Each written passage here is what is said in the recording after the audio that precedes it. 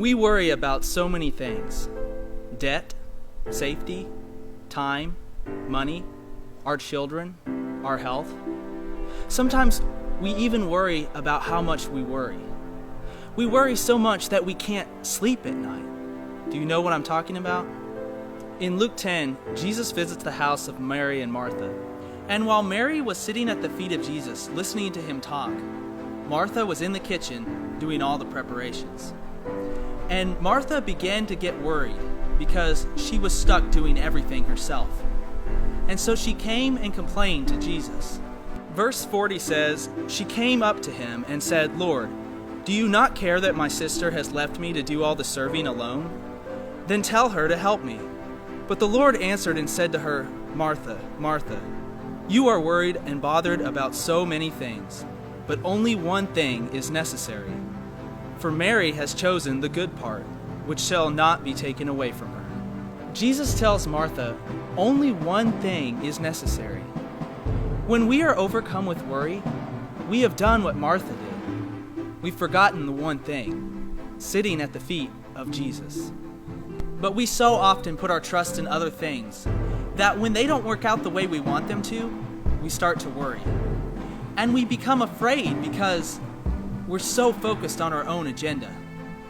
And when something gets off track, we can't handle it because we've lost control. But the real problem is not that we've lost control, but that we have forgotten that we were never meant to be in control in the first place. In John 14:1, Jesus says, "Do not let your heart be troubled. Believe in God. Believe also in me." When we wait in the presence of the Lord and hand control over to Him and say, "Lord, your plans be accomplished, not mine," He reminds us that His plans have not faltered. When you put your trust in God, He will take care of you when you can't take care of yourself. Psalms 127, 2b says, "For He gives to His beloved, even in his sleep." That means if you're trusting in God, when you're asleep, He's up working to make sure you're well taken care of. One time I was praying and seeking God about an important decision because I felt like He was leading me to start working for myself, doing contract work. And I was praying and saying, "God, I don't feel like I'm going to be able to provide for my family. I don't feel like I'm going to be able to do this." But in my spirit, I knew that God was telling me, "Don't worry, I've got it."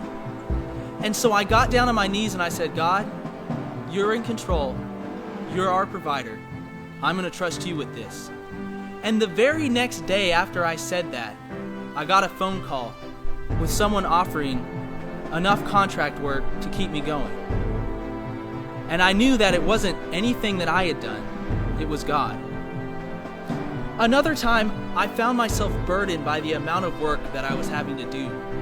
I was working late hours because I was worried that if I didn't work enough, I wouldn't be able to provide for my family. And so I came before God and said, "God, I'm tired. I'm working all the time. I don't know what to do." And God said to me, "Stop working. I've got it." And I said, "Stop working. I can't do that or else there won't be enough. I won't be able to provide." But God again said, "Stop working. I've got it."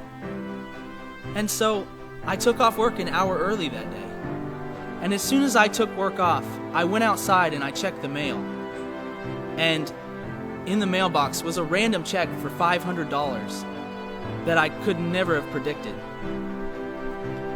And I knew that it was God that was providing for us.